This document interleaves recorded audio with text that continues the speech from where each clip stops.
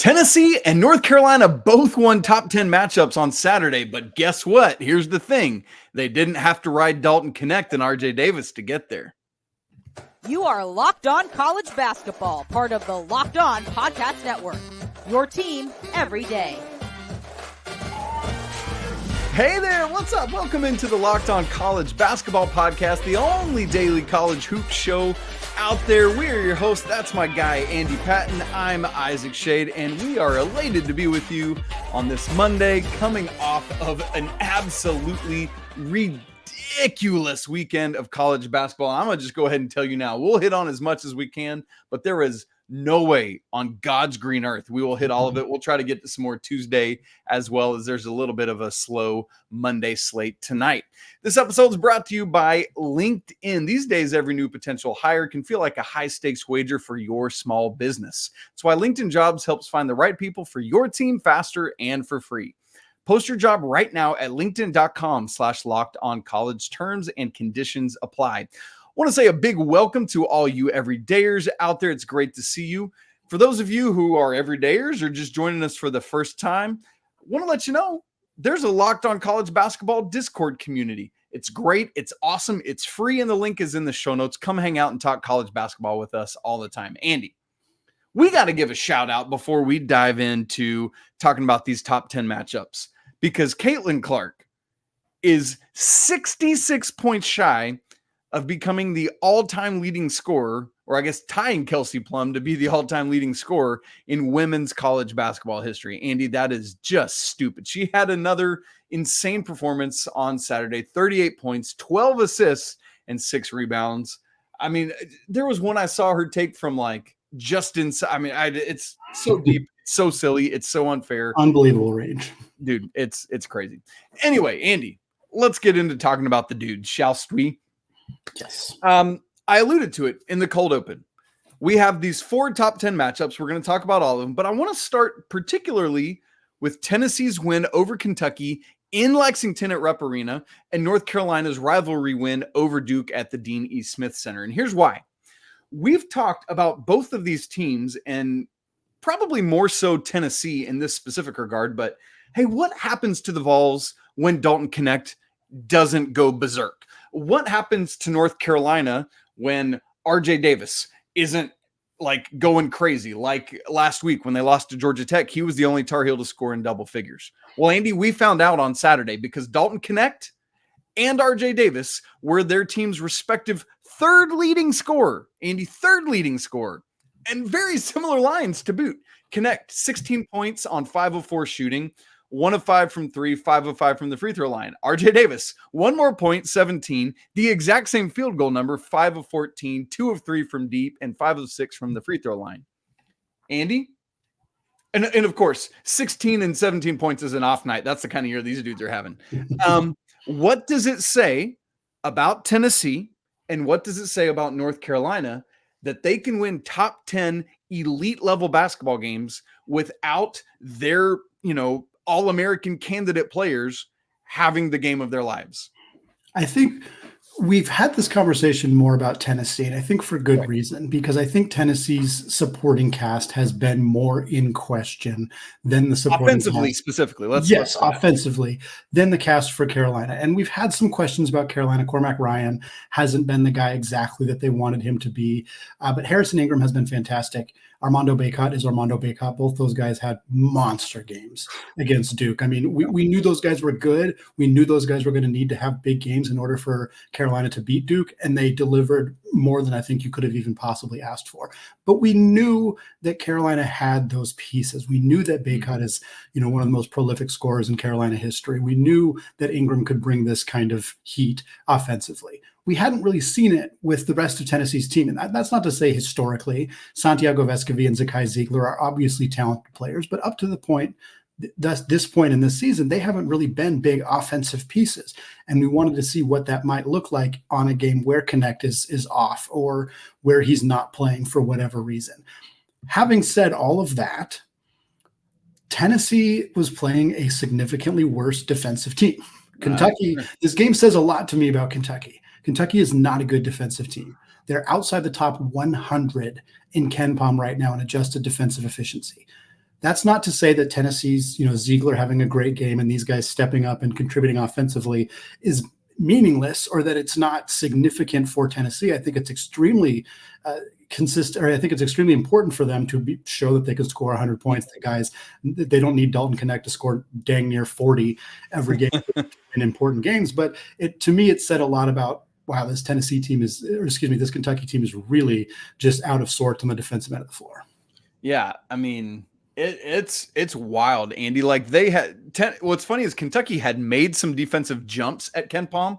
I was like, okay, maybe they're going to climb. I think they got up to like 75th or something like that. But then you're right back down outside the top 100 after the loss. And even after everything was said and done Saturday night, they were still sitting there outside the top 100.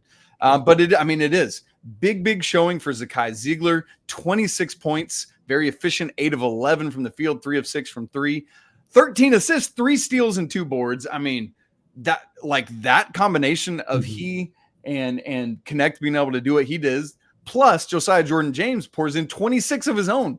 Andy, all 5 starters for Tennessee had double digits. But yeah, I mean, what's going to happen when you come up against just an even halfway decent defensive team? I guess that's the question we got to ask. By the way, before we leave and go to Duke and Carolina, Rob Dillingham, my man, is stupid. And I do not like, maybe it's just better for Kentucky for him to come off the bench and do what he does. Why isn't he starting for this team? It's almost like when Devin Booker played behind the Harrisons, the Harrison twins. Dillingham, career high 35, 14 of 20 from the field, 6 of 8 from 3, a rebound, 4 assists, 3 steals, 4 blocks, 0 turnovers. Andy, what are we doing here? Ridiculous stuff. I mean, NBA All-Star written all over this young man.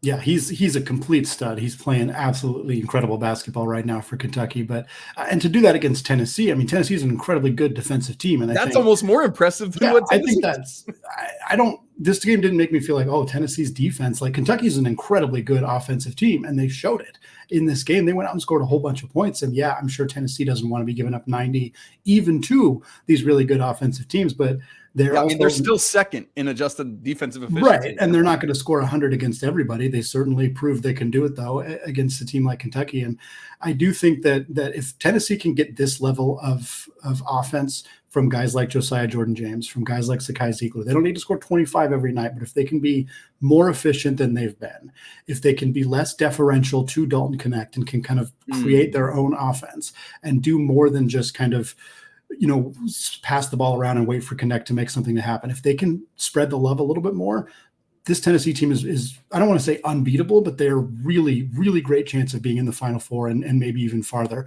They just have to prove that they can do it, like you said, against teams that are better defensively than Kentucky. All right. Well, Andy, Kentucky has now dropped 3 of 4. They're going to need to right the ship pretty quickly. And thankfully, they have Vanderbilt this week, but then they play Gonzaga this coming Saturday. So that will be very interesting. Tennessee wins 103-92. Let's get back to that ACC game. North Carolina wins the initial Duke Carolina battle of the season, 93-84. And you said a little bit ago, but the story of this game was Carolina's front court. Armando Bacot and Harrison Ingram going batty. They both record 20-point, 10-rebound double-doubles. The first pair of Carolina teammates to do so since 1998, when it was 2 guys named Antoine Jamison and Vince Carter. Andy, to put yourselves in a boat with those 2 dudes is something different. What a performance from the front court. I cannot get over how great of a fit Harrison Ingram has been in Chapel Hill. Like we talked about Knecht, and obviously Knecht is going to be at the top of any lists of these impactful transfers, and obviously Hunter Dickinson will be up there too, and for good reason he should be. But Knecht's fit at Tennessee is fantastic, but so is Harrison Ingram's. This is exactly what they needed. A kind of stretch for a good outside shooter, a tenacious rebounder. Like, he's really been unlocked as more of a valuable role player than he was at Stanford, where they expected him to be more ball dominant and fill a role that just didn't really fit Ingram's skill set. And shout out to Hubert Davis or whoever it was on his staff who identified Ingram as a guy who could come in and fill this role at North Carolina, because they're here in huge part because of RJ Davis. They're here in huge part because Armando Bacot came back, but they are also here in this position as a top 5 team with a win over Duke because of Harrison Ingram. And it has been a really fun story in Chapel Hill. That's a good word. One of the things I've said a lot this year is that Harrison Ingram becomes the man when he doesn't have to be the man. And that's what he's done. His 5 3-pointers tied the number that Duke hit. Another critical piece of this game, speaking of that, was Carolina holding down Duke, who came in 15th in the nation in 3-point percentage. They only shot 26, I think, percent from the 3-point line. Tyrese Proctor, who's been going off. Interestingly, Carolina put Cormac Ryan on him instead of either RJ Davis or Elliot Cadeau. Tyrese Proctor, who had shot 15 of 31 from 3 in his last 5 games, didn't even attempt a 3 and was held to just 2 points. Really important defensive stand there. Great job by Cormac Ryan. Well, Isaac, Kansas jumped out to a big lead and held off the Houston Cougars for a mammoth home win in what was a wacky weekend of hoops in the Big 12. We're going to get to that after a word from today's sponsor, LinkedIn Jobs. When you're hiring for your small business, you want to find quality professionals that are right for the role. And that's why you have to check out LinkedIn Jobs, which has the tools to help find the right professionals for your team faster, and they do it for free. And LinkedIn isn't just another job board. They have a vast network of more than 1 billion professionals, which makes it the best place to hire and gives you access to professionals you can't find anywhere else. LinkedIn does all of that while making the process easy and intuitive. Hiring is easy when you have that many quality candidates. So easy, in fact, that 86% of small businesses get a qualified candidate within 24 hours. LinkedIn is constantly finding ways to make this process even easier. They just launched a feature that helps you write job descriptions, making the process even quicker and more efficient. 2.5 million small businesses use LinkedIn for hiring. And if you want to join them, post your job for free at linkedin.com/lockedoncollege. That's linkedin.com/lockedoncollege to post your job for free. Terms and conditions apply. All right, Isaac, let's move over to the Big 12, where we could have easily filled an entire 30-minute show talking just about the Big 12. I'm sure there's a lot of people out there who wouldn't have loved that, but it is hard to avoid Big 12 basketball. So many incredible results. We'll get to the wackiness that was Iowa State at Baylor. That was a completely insane game of basketball. Scott Drew getting ejected was like the 5th craziest thing that happened in that game. I was all in on that, man. It was great. That was a fun one. But I do want to start with the third of the 4 top 10 matchups we're going to discuss today. We're going to start with Houston going on the road to Lawrence, Kansas to take on the Jayhawks. And FanDuel favored Houston. It was the line was always in favor of Houston. And look, I get it. Houston is the better team metrically. They have a better record in the Big 12. They're playing exceptionally right now, but it is hard for me to imagine ever not picking the Jayhawks when they're playing at home. And they showed exactly why. A 13-point victory. The game didn't really even feel that close. No, to be honest, Kansas jumped out to a big lead. They were up 30-15 at one point, really just shot the absolute crap out of the basketball early in this game. Oh, that must have smelled bad. Yeah, teams do not do that against Houston. This is 78 points is the most points Houston has given up all year. 43 points in the first half is the most points Houston has given up in a half all year. Hunter Dickinson, monster performance from him, 20 points and 8 boards. He also had 4 assists. And then Johnny Furphy, we've been doing this kind of shooting guard watch for Kansas throughout the year as they replaced Elmarco Jackson in the starting lineup. And Furphy has been just a revelation for this team. 17 points on 6 of 7 shooting. Monster game for him. Kansas desperately needed it, especially because coming off the bench, they still didn't get anything from Elmarco Jackson and Nick Timberlake. Those two guys combined for 2 points on 1 of 3 shooting, but they didn't need it on what was a really, really strong all-around performance, particularly from the starting lineup for Bill Self's team against Houston. And it's wild, but Kansas had lost 2 straight Saturday games. And so you look at this and they're not favored at home, which, by the way, this is like free. This is like FanDuel saying, here, come take our money.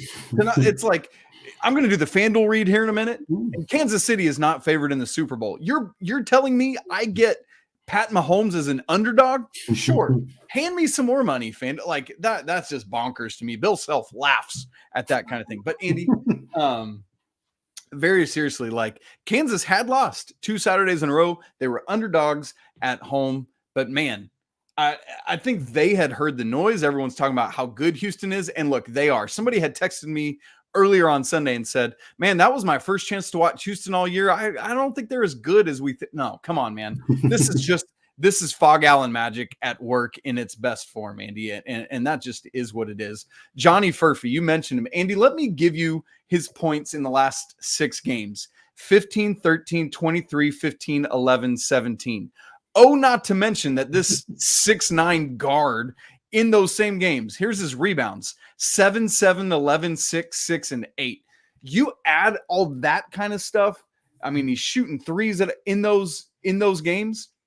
He's made exactly 3 threes in all but one of them, Andy. Like, you add that to that foursome that you feel so good about with Harris and Dickinson and McCullough and Adams, and it's like, keep in mind, Bill Self, one of the least bench users in the country, and now that he's got this 5 and he's riding it, I mean, my word. And knowing that if you need to spell these guys, you can get some Elmarco Jackson in. Like, this is what the best teams historically are. Teams that can bring in somebody that eventually projects to be a lottery pick, like an Elmarco Jackson, off the bench.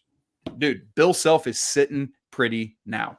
Yep. Yeah. And I think shout out to I think Houston fought back pretty valiantly. They brought the game back within a decent score in the second half. That to me is an indication, like you said, this is not an underrated team necessarily. This is not an overrated team. I think you should flip that. I don't know. This is a very good team still. This was a tough game for them. There's no shame in losing in Lawrence, Kansas. Especially when you fight back the way that they did. I really like this performance from Houston in the second half in particular, but Kansas was just too much for them. All right, Andy, can we please talk about Waco, Texas, where Baylor escapes with a 70-68 victory over TJ Otzelberger's Iowa State Cyclones. Andy, if this isn't the wackiest game of the year, I don't know what was. Let me just give you the bullet points of this game, folks, in case you missed it, and then we'll see if there's anything else or if we want to go to Fort Worth. So Baylor leads by 12 at halftime. Iowa State fights all the way back to go up by 7 points with 8 to go. Somewhere in there, they went on like a 16-0 run. Scott Drew gets tossed in the middle of it all. Baylor fights back, takes a 4-point lead. Like 10 seconds to go, Taman Lipsey ties it up. And then immediately, Jaden Nunn comes down the other side, somehow gets fouled, and somehow gets the ball to just creep up over the rim and fall. 2 seconds left. Baylor goes up. It's like, that's one of those where it's like, ball game, it's done. It's over. He misses the free throw. And so that's honestly probably worse for Iowa State, because now their clock's going to be going. They got to do it. Here's the problem. The clock operator started the clock too soon. So Iowa State gets to take the ball outside. They're in the backcourt, but still it's on the sideline. So it's not full court. It's about 2/3, 3/4. They get Otzelberger draws up a great play, Andy. I loved this play design. Momcilovic, this stud freshman, I love watching him. Yeah, he's fantastic. Gets a phenomenal look. Banks it in. Ball game. Iowa State's going back to Ames with a massive victory in Waco. Only problem, didn't get out of his hand in time. And I mean, so close. Just ever so. They even went back and looked like, did the clock start right this time?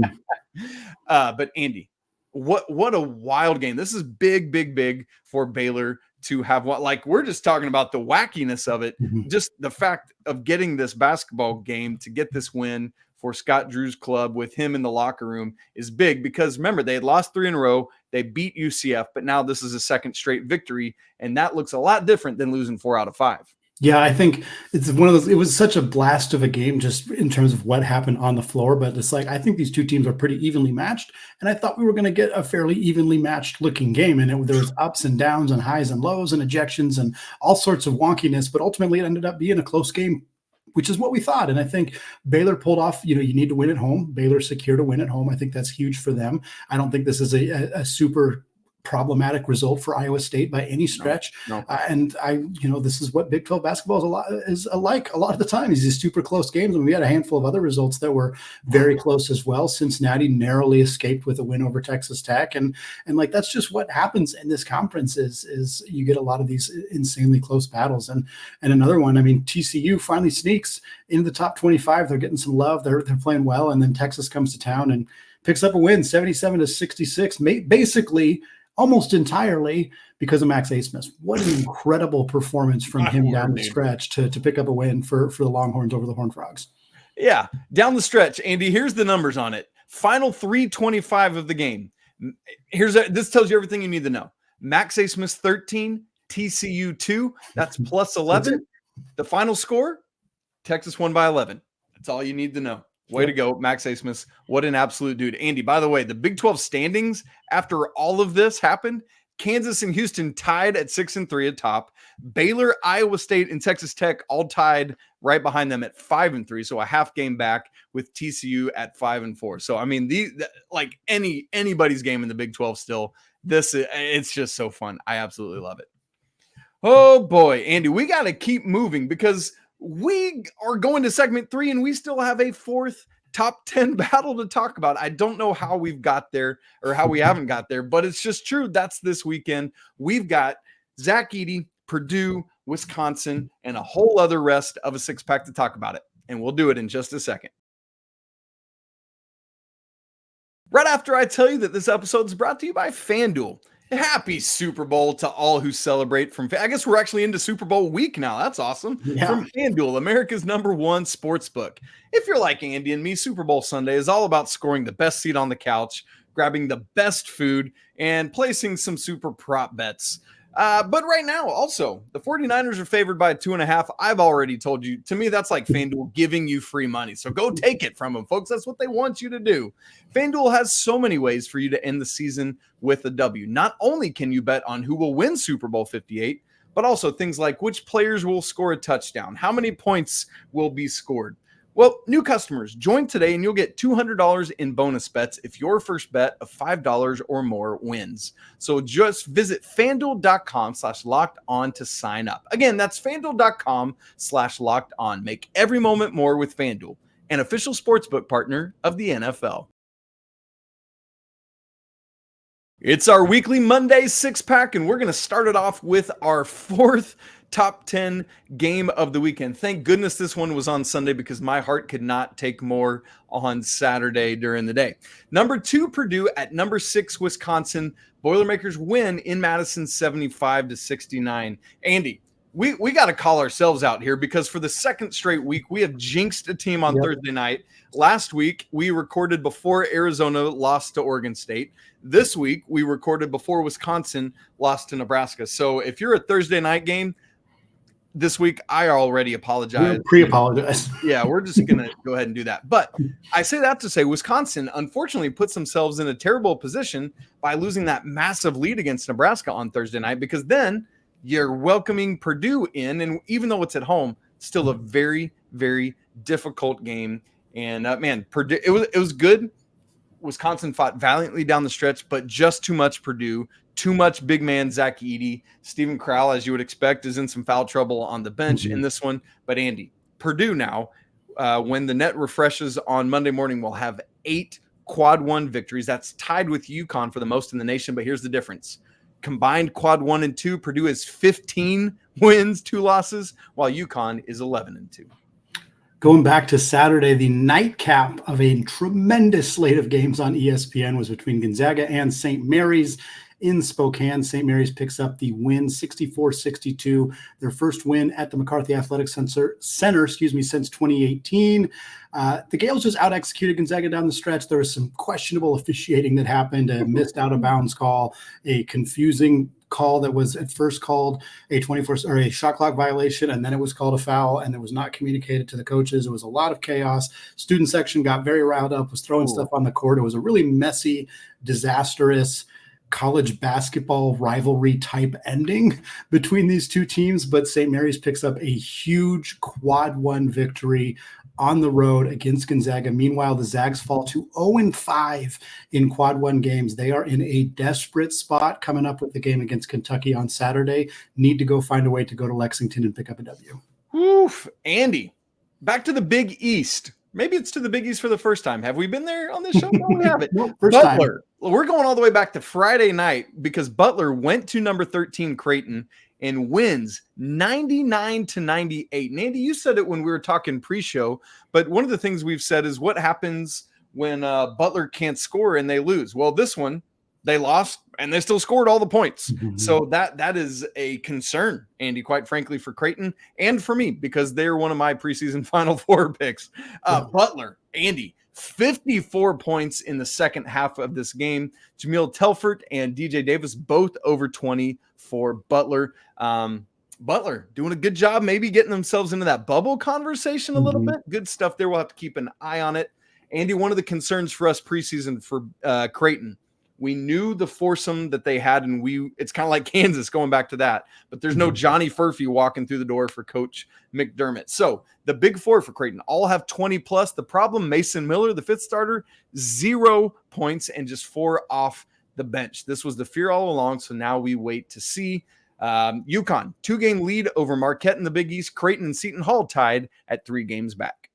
In the SEC, Auburn ends up getting up a victory over Ole Miss at Ole Miss. They were down at half. They were down 13 at half. And we were talking in the Locked On College Basketball Discord of like, hey, Auburn still hasn't passed any of these tests that they need to pass. Like they don't win quad 1 games. They're struggling on the road. Like this, we had this team as a top 10, top 5 team, and they weren't passing the tests. And then they go out and completely take care of business in the second half against the Rebels. It is their first quad one win of the year for Auburn. They're now 1-3 in quad 1, 5-1 in quad 2, 18-4 on the year. And in a game where if they hadn't been able to pull off this comeback, we'd have a lot more questions about Bruce Pearl's team, but they did. And now they're looking a lot prettier heading into another big week in the SEC. It's that time of the year where it seems like everyone has to come back at some point and get a big win. Andy, let's now go back to the Big East since I've already talked about it once. Number 1, UConn goes to St. John's, wins 70, didn't go to St. John's, but they played St. John's and won 77-64. Interestingly, they do this without Alex Caravan big time. St. John's was up 1 at the half, but UConn, man, they just UConned all over the place in the second half. The big storyline for me, Andy, is that Stephon Castle follows up his career high 20 from earlier in the week. Another career high 21 in this game. Back-to-back career highs, back-to-back games as UConn's leading scorer. I said it after that game. I'll say it again in this one. If Steph Castle is going to keep doing this, UConn is elevating themselves to an even higher level. Tristan Newton had triple-double-ish numbers, 16 points, 7 boards, and 7 rebounds, plus two steals and a block. Great stuff there. For St. John's, Andy, speaking of bubbly, they got to get some stuff figured out. They've lost 5 of their last 6. Going to the ACC, I guess going back, we can say that, going back to the ACC. We started talking about the ACC. Virginia at Clemson, and Virginia picks up the win here, 66-65. And Isaac, the Cavs are now in second place. Sole possession of second place in the ACC behind North Carolina. They got a jump on Duke because of Duke's loss to North Carolina. This is a huge spot for Virginia to be after some early season struggles, some struggles in ACC play. They got another opportunity to pick up a big win tonight as they are playing Big Monday against Miami. For Clemson, they had the opportunities. They were down at halftime. They crawled all the way back. PJ Hall hits a 3-pointer to give them a lead with 5.5 minutes to go. It really felt like Clemson was exercising so many of these demons, coming back in this game, taking a lead against Virginia. They've struggled in the ACC, and yet they just couldn't get it done down the line. They had an opportunity to win it at the very last, at the buzzer. They took a 3-pointer instead of trying to attack the basket against Virginia, which is what they should have done. Didn't get a good look off, missed the shot, ended up resulting in a W for Virginia. Virginia has now put themselves in a far more comfortable spot, probably off the bubble, or at least should be in that at-large conversation. Clemson, meanwhile, we talked early in the year when they had the tremendous non-conference run. We said, this is what Clemson does. And we didn't think they were going to do it this year. We thought this is the year. They have the veteran experience. Joe Girard's a great addition. Shefflin's been playing great. Yeah. PJ Hall looks still to like a ACC first team candidate, was a player of the year candidate early until RJ Davis has kind of run away with it. But we thought Clemson wasn't going to do this again. And yet here they are. They continue to struggle in the ACC. They've pushed themselves so far down the list that they are back in that bubble conversation, maybe not even on the right side of the bubble. And it's just been a multi-year trend now for the Tigers. And if it keeps happening, they're going to have to figure out what is causing this to be such a problem, because their non-conference records the last couple of years have been great, but it hasn't mattered for them in terms of turning out results in the big dance. Clemson 4-6 in the ACC. The problem now is they got to go to North Carolina on Tuesday, where they've won once ever. Oof.